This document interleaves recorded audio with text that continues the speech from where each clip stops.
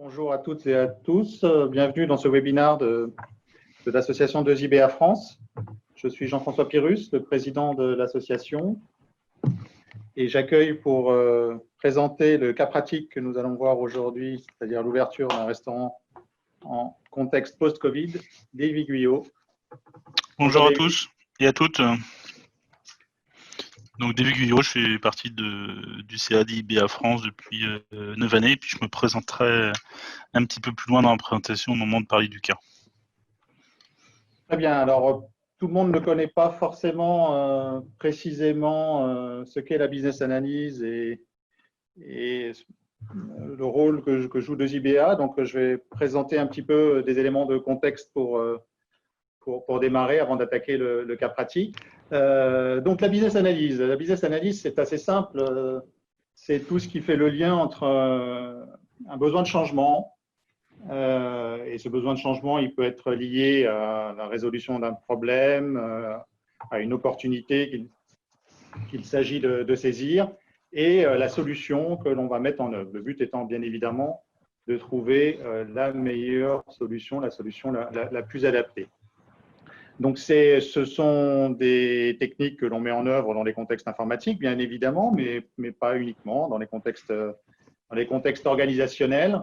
Et ça ne concerne pas que les entreprises. Quand on parle de business analyse, on va parler on peut parler d'un hôpital, on peut parler de la société au sens large, de la société civile. On fait de la business analyse au quotidien également dans nos contextes privés. Donc, le terme d'ailleurs enterprise en anglais désigne quelque chose d'assez large, une unité organisationnelle ou un ensemble un groupe de participants qui partagent un même but et qui collaborent pour fournir des biens ou des services. Donc, vous voyez que c'est assez large. On a un besoin, un problème à résoudre et on cherche à définir et à mettre en œuvre la meilleure solution possible. 2IBA, dans ce contexte, c'est une association de professionnels, la principale association au niveau mondial de business analyst. Elle a été créée en 2003 au Canada et elle s'est organisée sous forme de chapitres. Alors, les chapitres peuvent représenter le périmètre d'un pays, c'est le cas avec la France, mais dans des pays un peu plus importants que les nôtres, ça peut représenter une solution, une ville, pardon. En fait, le périmètre de chaque chapitre est à géométrie variable. 110 chapitres à l'heure actuelle, un certain nombre de certifications à la business analyse, à la démarche agile. Vous trouverez sur le site de 2IBA France le détail de ces certifications. Et donc, le chapitre français a été créé il y a un peu plus de 10 ans et a pour vocation de faire connaître ces bonnes pratiques, ces techniques, ces outils, mais aussi de faire connaître la business analyse en tant que discipline, en tant que métier. Et ça suppose effectivement que les DRH reconnaissent une activité au travers notamment de ces compétences et des parcours de formation que cela suppose. Donc, un véritable enjeu, particulièrement en France, où on a tendance à voir cette discipline sous un angle très organisationnel. Tout le monde fait la business analyse sous des casquettes différentes, et du coup, on a un petit peu de mal à voir cela comme une vraie profession, alors que c'en est une, et ça fait partie des métiers qui ont le vent en poupe en termes de recrutement. Alors, sans trop rentrer dans le détail théorique, il faut quand même avoir en tête quelques éléments clés de méthodologie. On vous présente là les 6 concepts clés de la business analysis selon le BABOK, le Business Analysis Book of Knowledge, qui est le référentiel principal des bonnes pratiques selon 2IBA. Et vous voyez que tout en haut de ces 6 concepts, on a le changement. Alors, le changement, il est subi et il débouche sur un besoin ou c'est l'inverse, on ressent un besoin. faire évoluer telle ou telle chose au sein de l'entreprise et ça nécessite du changement. Vous voyez qu'on peut prendre le sujet sous un angle ou sous un autre. Ce besoin, il peut être exprimé à un niveau très global, celui de l'entreprise, mais à un moment donné, il va se matérialiser, se concrétiser, j'allais dire, par des parties prenantes, par des groupes de personnes au sein de l'entreprise qui expriment leurs attentes particulières vis-à-vis de ce besoin, vis-à-vis de ce changement. Et on va chercher à couvrir ce besoin, on va chercher à couvrir ces attentes au travers de solutions. Alors, derrière ce terme solution, il faut voir tout ce qui concourt à couvrir le besoin, hein, que ce soit le déploiement d'outils informatiques, des changements organisationnels, l'optimisation d'un processus métier, l'extension d'une offre de service, ça peut partir dans tous les sens. Et c'est souvent d'ailleurs une combinaison de différentes dimensions qui est la solution la plus pertinente. Et ces solutions doivent d'une part répondre aux besoins, d'autre part apporter suffisamment de valeur. Vous voyez que c'est un des 6 concepts clés, suffisamment de valeur pour chacune des parties prenantes et bien évidemment être adapté au contexte. Alors on va beaucoup dans le cas pratique d'aujourd'hui parler du contexte. On ne va pas se contenter de définir quelles sont les conditions nécessaires pour ouvrir dans les bonnes conditions un restaurant, mais on va s'appesantir sur un contexte particulier qui est celui du Covid et en quoi ce contexte particulier change l'appréciation de la solution à apporter. La notion de valeur, elle est à la fois intuitive et puis quand il s'agit de la concrétiser, on a un petit peu de mal. Je résumerai la valeur aux 2 questions clés. À quoi ça sert et que suffit-il? Et derrière le que suffit-il, on a vraiment la notion d'efficience, c'est-à-dire de faire le minimum nécessaire pour couvrir le besoin avec le juste effort. De cette idée globale de besoin à la solution, il va y avoir une approche progressive. Alors, la business analyse, ce n'est pas une méthode, il n'y a pas des étapes, il n'y a pas des livrables, mais quand même, au travers des techniques que l'on manipule, et notamment de la notion d'exigence, il y a quand même un certain ordonnancement du global au particulier.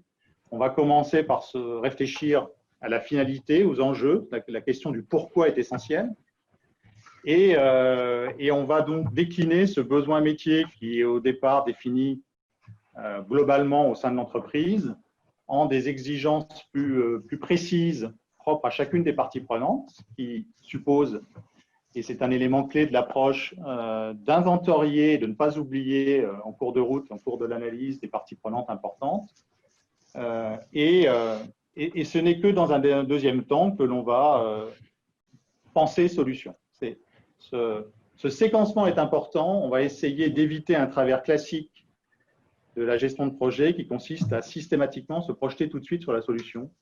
J'ai besoin d'un logiciel alors que je n'ai pas encore défini correctement mes attentes et mon besoin.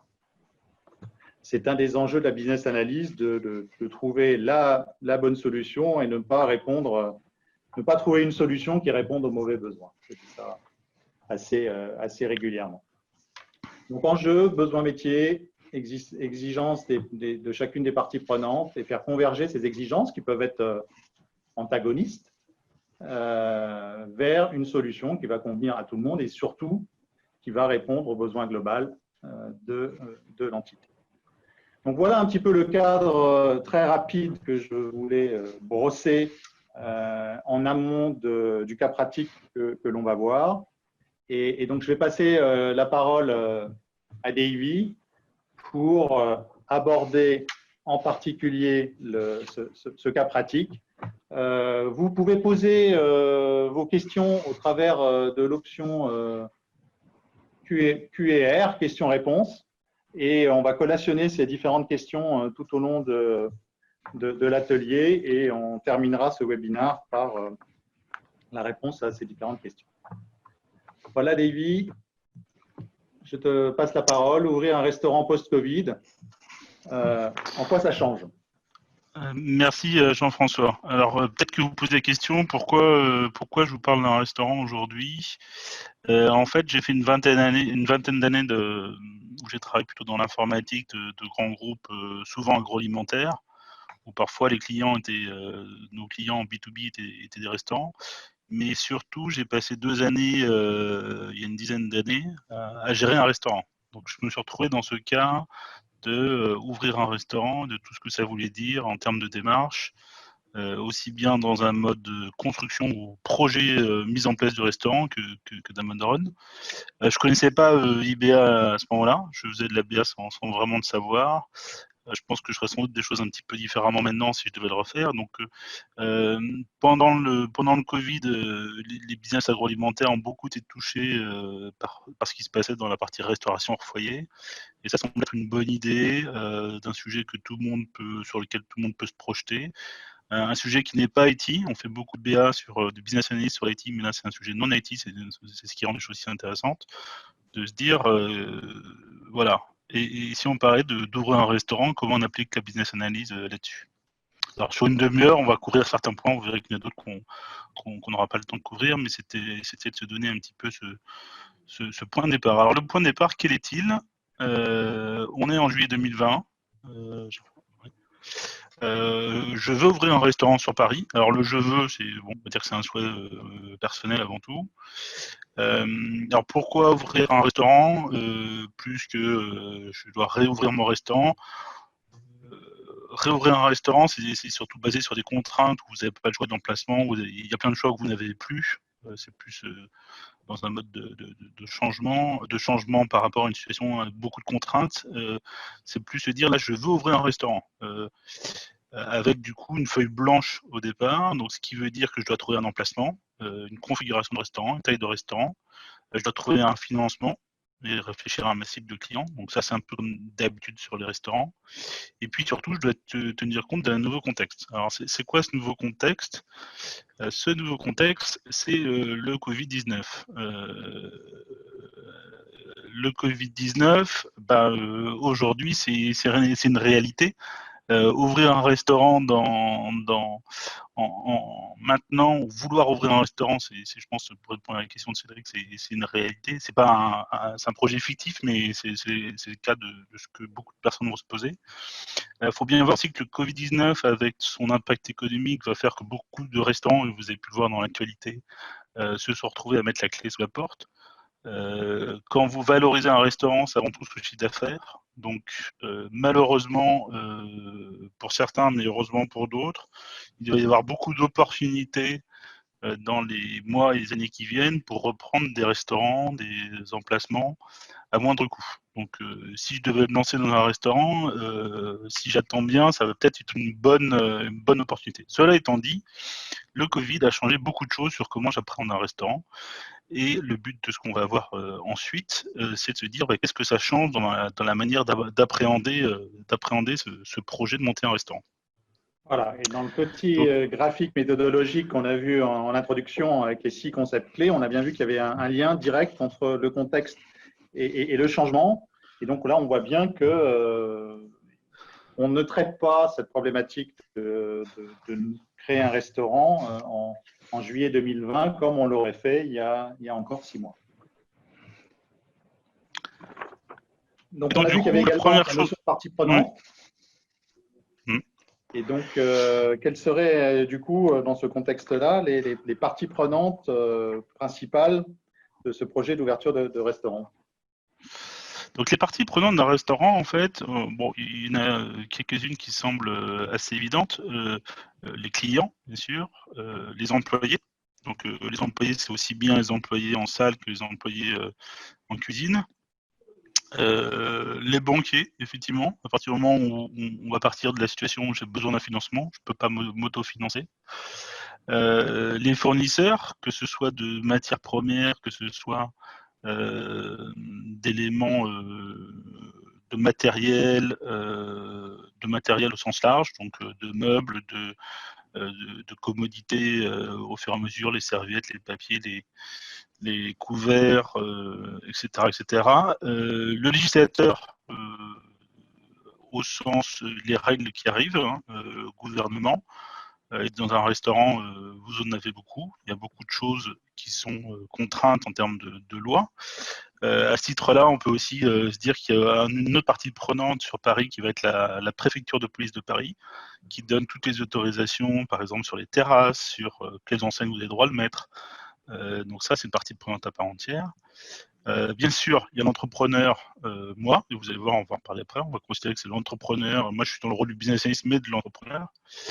Et puis, bien sûr, il y en a plein d'autres. Il y a des voisins qui sont une partie prenante en général quand on ouvre un restaurant. La liste peut être encore assez longue en fonction de ce qu'on veut faire, mais les syndicats hôteliers pourraient en être un autre. Voilà. Donc, ce qu'on va faire pour l'exercice qui nous intéresse, on s'est dit on va se concentrer sur 4 parties prenantes, le client, l'employé, le banquier et l'entrepreneur, et creuser un peu plus les attentes, les besoins des uns et des autres. Donc, si on commence par le client, quelles sont ses attentes au client? Quand on va dans un restaurant, la première attente, c'est autour de ce que vous allez manger quand même. Donc là, il y a une vraie question sur quel positionnement en termes de nourriture. Alors on peut se dire, je monte à peu près la même chose que ce que j'aurais monté il y a 6 mois. Mais typiquement, il y a eu beaucoup d'emphase pendant le Covid sur consommer français, manger français. Donc c'est le positionnement, va peut-être falloir que je réfléchisse dans notre positionnement, avoir un positionnement différent de celui d'il y a 6 mois, puisque je vais peut-être partir sur des éléments très locaux et qui vont avoir une incidence bien sûr sur mon prix. Donc une première attente que je dois bien déterminer, que je dois définir sur mes échanges clients, c'est quel type de nourriture. L'ambiance aussi, c'est-à-dire que quand vous allez dans un restaurant, la nourriture c'est important, mais aussi l'ambiance dans laquelle vous êtes reçu. Le type, est-ce que c'est de la restauration traditionnelle, très marquée sur un pays, sur une région, ou sur un type moderne et autres. La musique, c'est des choses qui vont jouer par rapport à ce que vous attendez. L'ambiance est aussi important par rapport au type de clientèle que vous allez avoir. Si vous voulez monter un restaurant dans un quartier avec des bureaux pour une clientèle professionnelle, vous avez intérêt à vous poser dire quelle ambiance vous voulez. Vous voulez peut-être un service assez posé, pas trop bruyant, pour pouvoir recevoir de la restauration professionnelle, des rendez-vous professionnels. Alors que si votre but est d'avoir plutôt quelque chose de festif, forcément, vous allez essayer d'avoir une ambiance qui reflète ce point-là, mais vous allez aussi l'adapter. Le choix de l'emplacement va être important. Monter dans un quartier de bureau, monter un restaurant très festif, vous avez intérêt à savoir comment vous allez attirer le monde le soir dans cette ambiance. Bien sûr, il y a des attentes au niveau des services, la vitesse du service.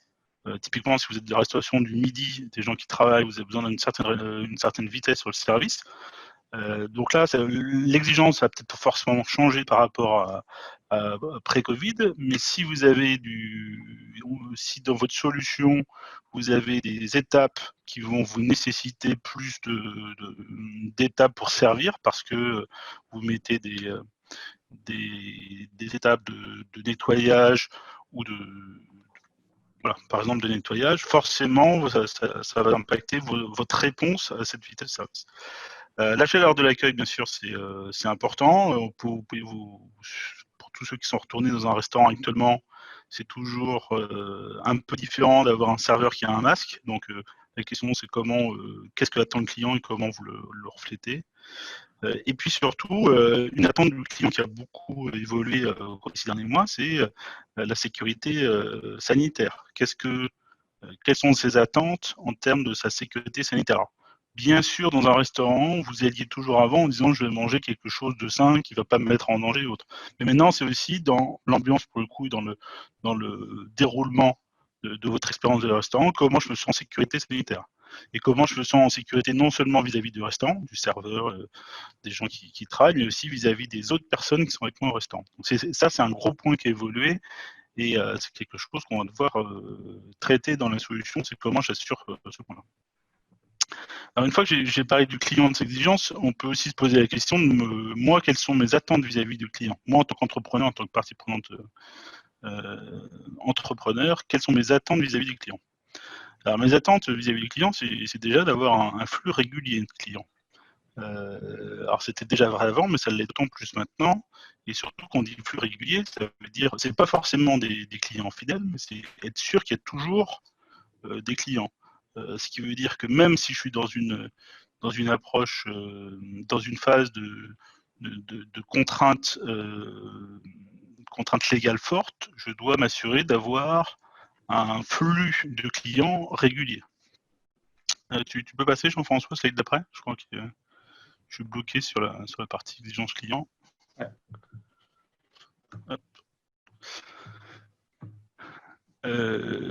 Ça, c'est le premier point vis-à-vis. Du coup, ce qu'on peut dire déjà sur cette partie-là, c'est qu'il y avait une partie d'exigence qui existait déjà avant le contexte post-Covid. Mais on peut y avoir, enfin, il y a un complément d'exigence, notamment on a parlé de l'ambiance ou de ce qu'on a inspiré le local. Le local doit inspirer un sentiment de sécurité et on a bien vu dans la phase de confinement que les restaurants qui disposaient d'un espace ouvert avaient forcément un avantage par rapport à ceux qui étaient complètement interne. Et disons que typiquement par rapport à la prévisibilité du flux, on peut se dire que les restaurants qui avaient une terrasse ont pu avoir de la clientèle plus longtemps ou plus tôt après. Donc si je devais ouvrir un restaurant maintenant, je vais essayer de me positionner sur les emplacements typiquement qui permettent d'avoir soit cet espace, comme le dit Jean-François, en salle, soit d'être sûr d'avoir de la terrasse ou de l'espace dehors sur de la terrasse. Si vous avez un tout petit trottoir où vous êtes sûr que vous ne pouvez pas mettre de terrasse, vous allez éviter parce que le jour où vous dites vous pouvez pas avoir de clients à l'intérieur, vous êtes coincé. Donc c'est ça qui change, c'est comment j'appréhende la configuration de mon restaurant pour accueillir différents types de clientèle en fonction de la réglementation et comment je m'assure de la régularité de ce trafic. La rentabilité, c'est sûr que c'était déjà une préoccupation, maintenant c'en est une très importante. Alors, est-ce que je fais du double, triple service? Est-ce que j'ai qu'un seul service, mais je travaille à mon ticket moyen, c'est-à-dire l'argent que je fais pour chaque client de manière un peu plus forte? Par rapport à ce que je disais tout à l'heure, il faut bien le mettre en relation avec quelles sont les vitesses, la vitesse de service attendue par le client. Ce qui va changer aussi en termes de rentabilité, c'est de me dire, bah voilà, j'ai peut-être d'autres éléments à considérer plus que le service à table. Il faut peut-être que je prévoie de la vente emportée, un service rapide du service, comme on disait, mais surtout de la vente emportée. Alors pourquoi la vente emportée? Vous avez pu le voir, c'est l'un des moyens pour lesquels beaucoup de restaurants ont réussi à contenir les effets du Covid en proposant de la vente emportée. Alors certains le faisaient déjà avant, certains ne le faisaient pas. Donc s'ils sont mis très rapidement pour pouvoir assurer, non pas des bénéfices, hein, mais au moins assurer un chiffre d'affaires régulier pendant la crise. Donc là, on peut se dire que dès le début, il va falloir penser à ça, dire est-ce que je suis dans ma carte, typiquement derrière, quand je vais vouloir répondre, est-ce que je suis capable de faire de la vente emportée? Est-ce que j'ai bien le matériel pour faire de la vente emportée? Les compétences? Est-ce que le local que je vais avoir permet de faire de la vente emportée facilement? Etc., etc. Donc cette partie, la rentabilité vis-à-vis du client, elle est importante, mais elle a beaucoup évolué pour se dire quelles sont toutes les manières pour moi de travailler le client et dans les différentes situations qui ont été amenées par le Covid. Rendre visible la sécurité, c'est-à-dire que mes enjeux vis-à-vis du client, c'est moi j'ai besoin de montrer que je fais quelque chose pour la sécurité. Avant, typiquement, la partie sanitaire dans un restaurant, vous faisiez le travail en cuisine pour que ce soit propre, nettoyé tous les jours. Il y a des règles sanitaires très fortes et en général, vous le faites. Vous ne montriez pas trop au client. Là, le but, ça va être d'être plus visible sur tout ce qui est fait vis-à-vis du client, en particulier sur tout ce qui est protection des clients, sur les flux de circulation. Il y a toute une partie marquage. Et le marquage est aussi bien pour que le client le voit, mais c'est aussi pour lui montrer que la sécurité du client est importante. Donc ça, c'est ce qu'on... Alors, on pourrait continuer un peu plus longtemps sur le client, mais l'intérêt, c'est de voir différentes parties prenantes. Donc, si on regarde la partie prenante maintenant employée, si tu peux passer dessus, voilà. Donc, c'est quoi les attentes de mes employés? Les attentes de mes employés, alors vous le voyez là sur cette photo, c'est intéressant, ils sont tous masqués et avec des gants. Il y a une partie sécurité sanitaire, ça c'est sûr. Avec le Covid, ça a évolué. Je vous rassure, hein, la plupart, il y avait déjà cette attente des employés avant d'être dans un endroit propre et à peu près de bonne manière. Là, on est surtout sur une sécurité sanitaire où j'évite de tomber malade au contact de mes camarades en cuisine. J'évite aussi de contaminer les autres.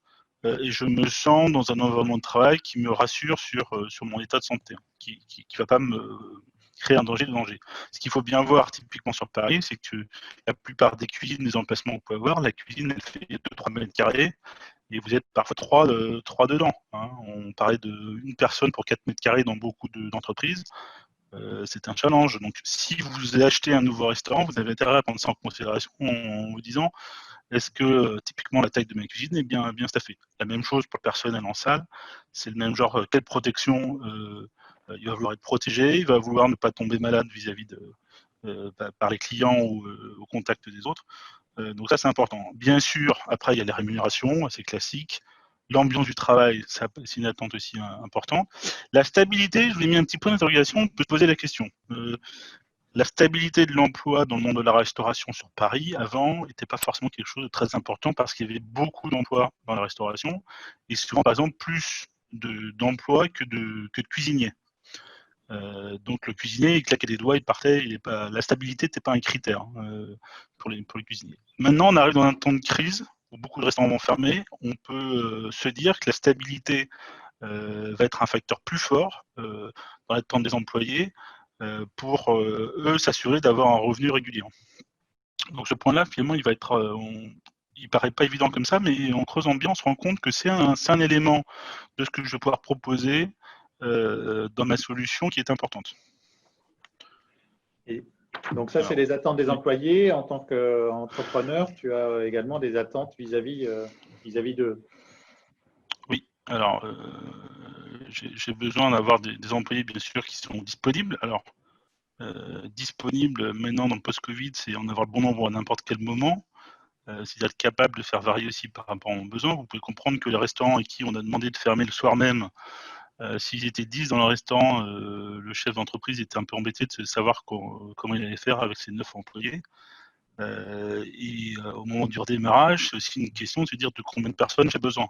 Donc, se positionner, se dire c'est quoi mes modes de fonctionnement au plus bas, à combien de personnes j'ai besoin au plus bas, combien de personnes j'ai besoin au plus haut, comment je fais cette variation entre les deux, c'est important. Et surtout, comment je travaille cette disponibilité vis-à-vis de mes employés en termes de contrat, de non-contrat. Le secteur de la restauration est très souple sur les contrats de travail. Hein. Vous pouvez avoir des contrats à la journée, ça existe. Donc c'est toute cette disponibilité qu'il va falloir retravailler pour être capable de gérer les aléas qui ne sont pas très prévisibles pour le coup. Hein.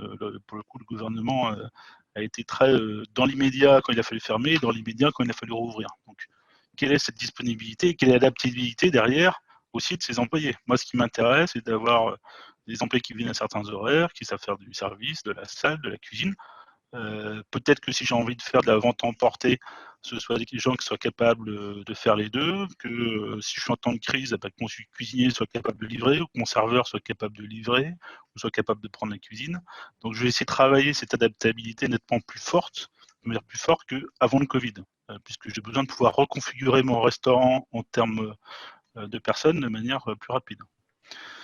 Donc les enjeux vont être aussi sur les compétences des gens, bien sûr, de manière assez classique, les techniques culinaires. Donc ça, on ne va pas trop changer entre avant et après. Par contre, est-ce que la personne est capable de penser une carte ou de faire une carte pour lui emporter?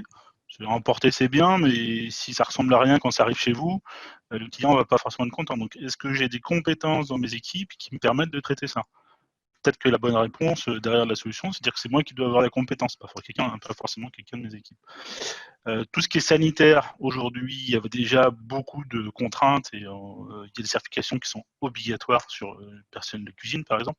Donc ça n'a pas tellement changé. Ce qui change effectivement, c'est plus est-ce que j'ai des gens qui vont être capables d'adapter aux nécessités amenées par les changements liés, par exemple, au confinement ou aux restrictions gouvernementales sur le sujet.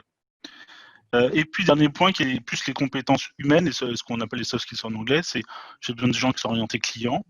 Ça paraît assez logique en salle, mais c'est aussi bien d'y penser en cuisine si vous voulez faire du emporter.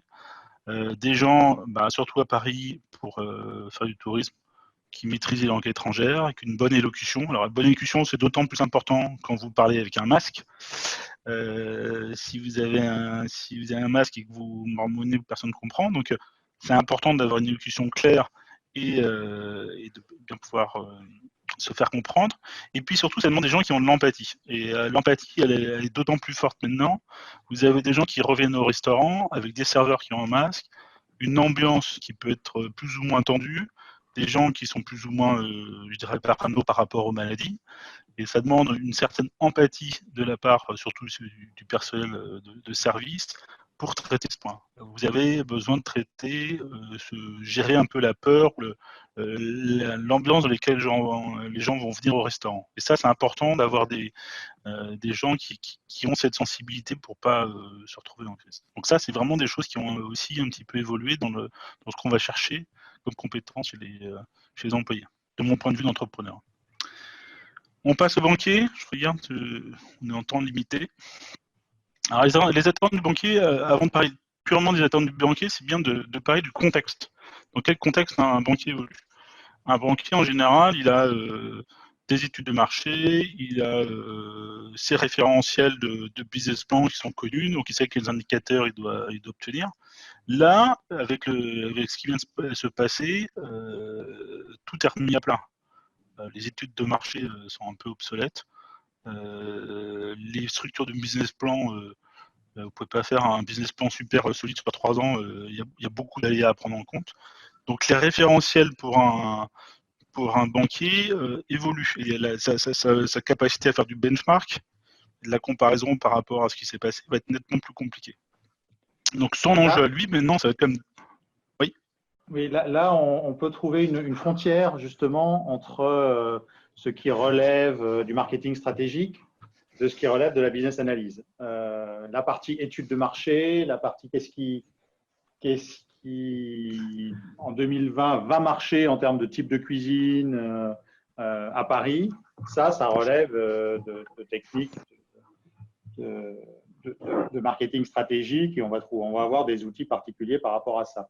Et pour le coup, la dimension un peu plus business analyse, c'est comment je vais adapter ma solution, mon organisation, mon restaurant au contexte. Donc et forcément, quand on fait un dossier ou quand tu fais ton dossier vis-à-vis du banquier, tu vas mixer les deux. Tu vas le convaincre que c'est une très bonne idée de faire un restaurant vegan sur l'emplacement que tu convoites, mais tu vas aussi mettre en œuvre ces techniques d'analyse pour expliquer comment tu vas organiser ton restaurant. Et finalement, le but de la business analyse dans ce contexte-là, ça va être de ne pas se planter avec un restaurant vegan qui était une bonne idée, dans le bon quartier, au bon endroit, mais dont la configuration ne se prête pas au contexte post-Covid.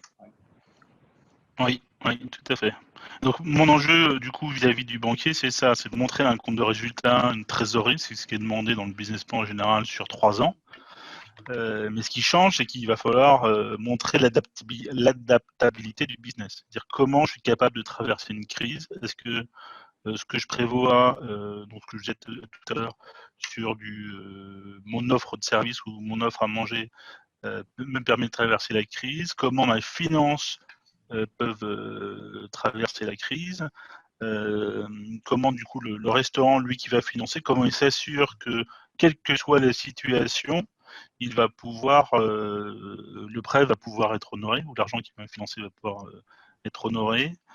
C'est ça qui va l'intéresser. Et puis derrière ça, c'est son enjeu, c'est d'appréhender s'il a moins de données sur le marketing stratégique est un peu plus compliqué à faire, vu qu'il y a moins d'historique sur les derniers mois qui sont vraiment faciles à extrapoler.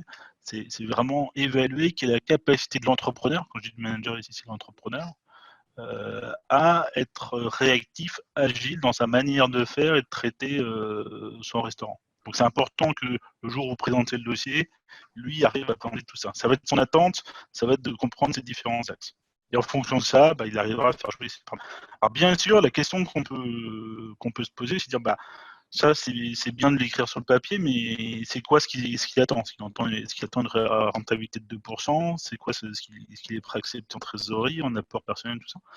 La meilleure manière de le faire, c'est d'aller interviewer le banquier, pour le coup, avant d'aller présenter le business plan, de dire c'est quoi vos attentes. Comprendre si ces attentes, finalement, elles ont bougé ou pas, s'il y a des nouvelles directives de cette direction sur le sujet, ou si c'est resté comme avant. Bonne probabilité quand même que certaines attentes aient changé, puisque la prise de risque sera peut-être un peu plus faible, et typiquement, il peut y avoir des aides de l'État, mais ça, c'est pas forcément quelque chose que vous pouvez prévoir dans un business plan. C'est un peu risqué de le faire. Oui, et là, ça me permet d'introduire une notion intéressante par rapport aux parties prenantes. Il y a une définition assez large dans le BABOP des parties prenantes. C'est tout acteur finalement du changement, et c'est à peu près la même définition qu'un acteur dans la gestion de projet.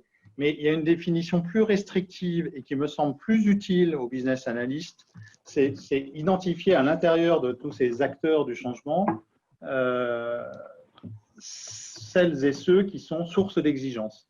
Et là, on voit bien au travers du besoin d'interview du banquier que le banquier va avoir des exigences par rapport à la façon dont tu vas organiser ton restaurant, ton service, ton offre de service, sans quoi il ne te fournira pas le financement voulu. Donc c'est bien parce qu'il y a une source d'exigence qu'il y a quelqu'un à interviewer pour récolter ces exigences, et que la solution va être influencée par ces exigences.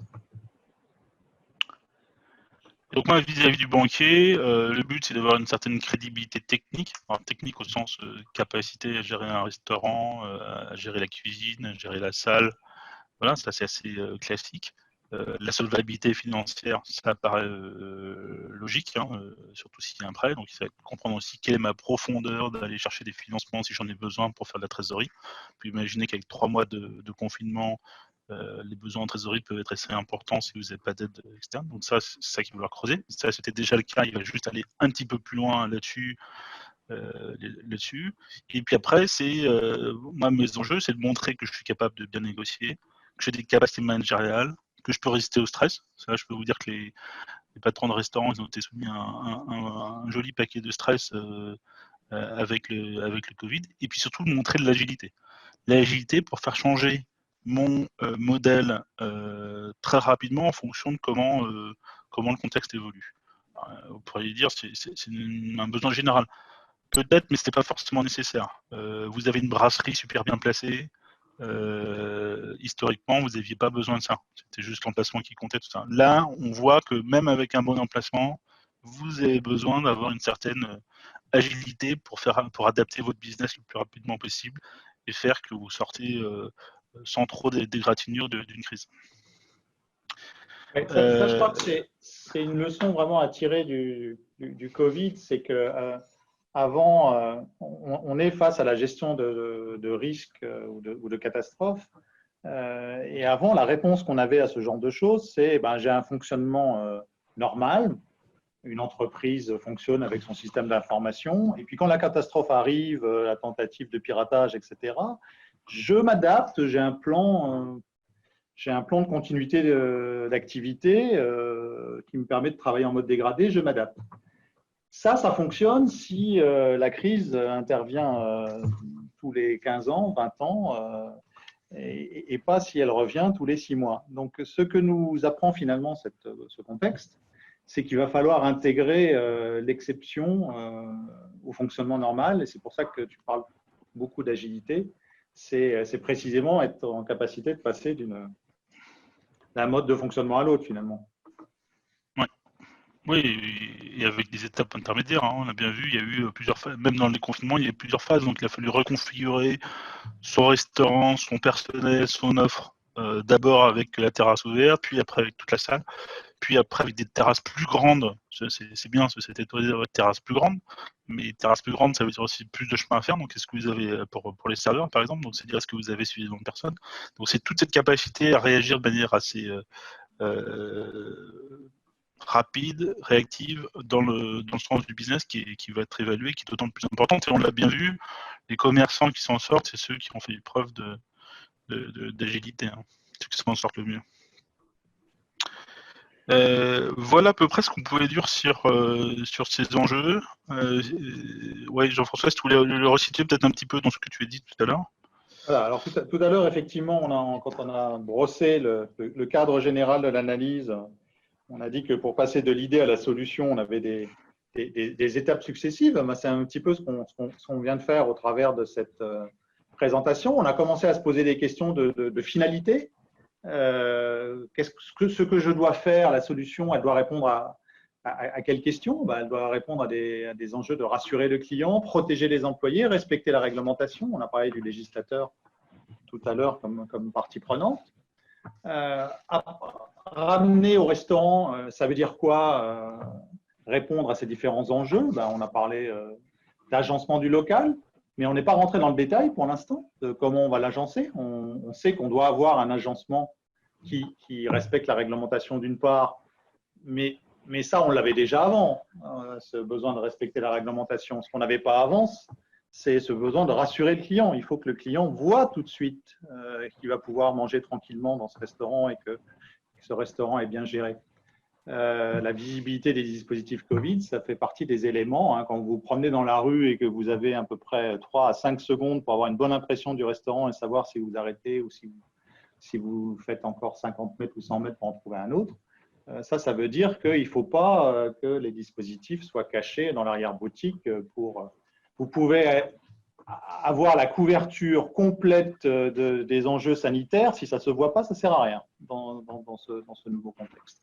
Donc ça, on voit que ce sont des besoins métiers, on appelle ça des business requirements dans le langage du Baboc, des besoins au niveau de l'entreprise, des besoins globaux. Et puis, quand on va décliner les attentes particulières d'une partie prenante, c'est là d'ailleurs qu'en général, dans le contexte de l'entreprise, on emploie des gabarits qui aident à formuler proprement ces exigences. En tant que client, je veux au premier regard être convaincu par le dispositif sanitaire, de sorte que je puisse profiter de mon repas tranquillement. En tant qu'employé, etc. On va appliquer des techniques de rédaction qui nous permettent de ne rien oublier. Donc là, on est encore dans les expressions de besoin, des attentes, on ne sait pas comment on va y répondre. Et c'est quand on va rentrer dans la partie exigence-solution qu'on est vraiment dans le cahier des charges de ce à quoi devra répondre l'agencement du restaurant ou dans d'autres contextes, le logiciel informatique, l'organisation de l'entreprise. Donc là, on va commencer à parler de choses un peu plus précises, comme du marquage au sol, etc. Donc, dans ton contexte d'ouverture de restaurant, Davy, quelles seraient les exigences solutions? Ouais, alors, on ne les a pas toutes listées, parce que sinon, là, pour le coup, on allait y passer l'après-midi. On essaie de reprendre par rapport aux parties prenantes qu'on avait, celles qui semblaient assez logiques. Donc, les exigences solutions, je vais avoir des exigences sur les règles de circulation que je vais avoir dans mon restaurant. Donc, je veux un restaurant qui permette d'avoir 2 sens de circulation dans mon restaurant, qui permet d'avoir 2 personnes qui se croisent dans le restaurant. Alors, c'est marrant, sur les règles de circulation, on peut aussi dans un restaurant, on en a déjà, sans parler des clients, mais par exemple pour la nourriture, il y a déjà des règles de circulation qui existent, ce qu'on appelle la marche en avant. Donc, ce qui est assez intéressant dans le restaurant, c'est finalement dans ces règles-là, il y en avait déjà beaucoup pour tout ce qui est nourriture et produits. En fait, non, on dépasse pour l'appliquer aux personnes humaines. Mais la réflexion est un peu la même. Sauf que d'un point de vue bâtiment ou emplacement, en général, ça a été pensé sur la partie cuisine, mais pas forcément sur la partie salle. L'exigence solution, c'est je veux que mon emplacement me permette d'avoir une distance de 1 mètre, 2 mètres, 3 mètres. Ça, c'est ce que la loi vous dira entre les différentes tables. Voilà, par exemple, ça va être ça dans l'exigence.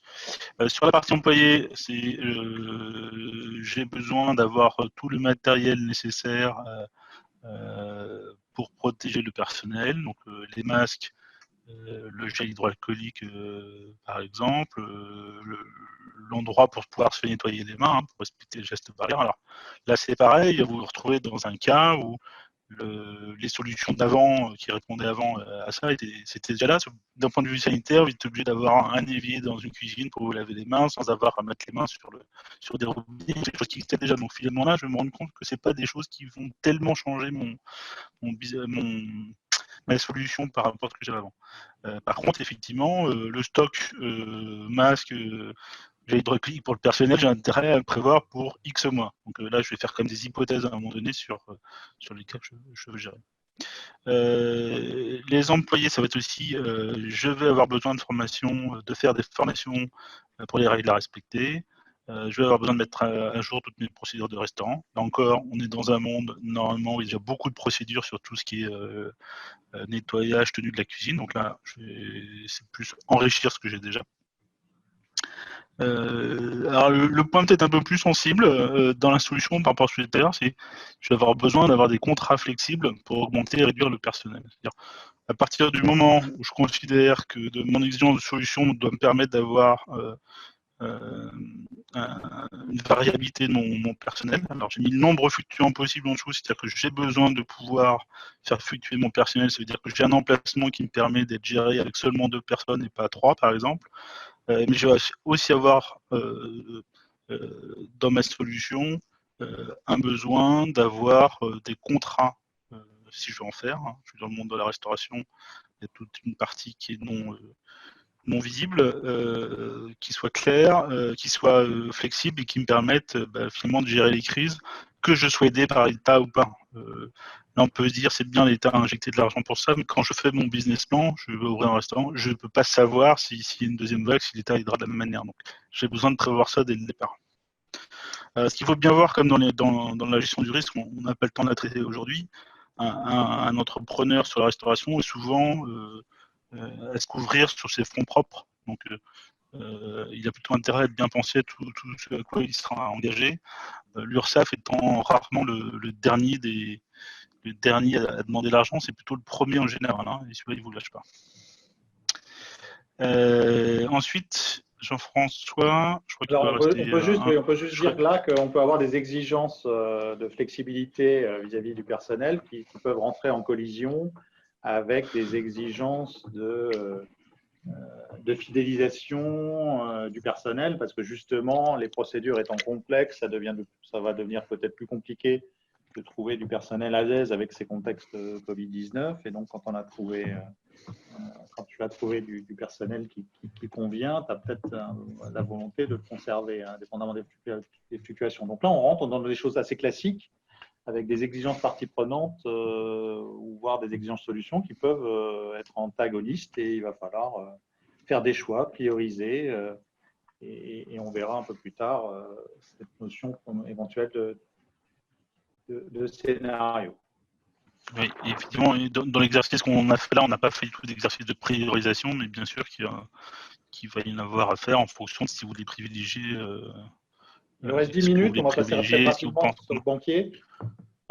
Ouais, donc le banquier, voilà, ce qu'il va vouloir, c'est surtout dans l'exigence solution, c'est de voir des choses avec plus de variabilité. Dire là où j'avais peut-être avant 3 scénarios, un avec plus ou moins 10% d'activité, finalement un plus 10%, et puis un truc moyen. Là, il va falloir que je montre que je sois capable de gérer une zone de l'année sans 3 mois de chiffre d'affaires.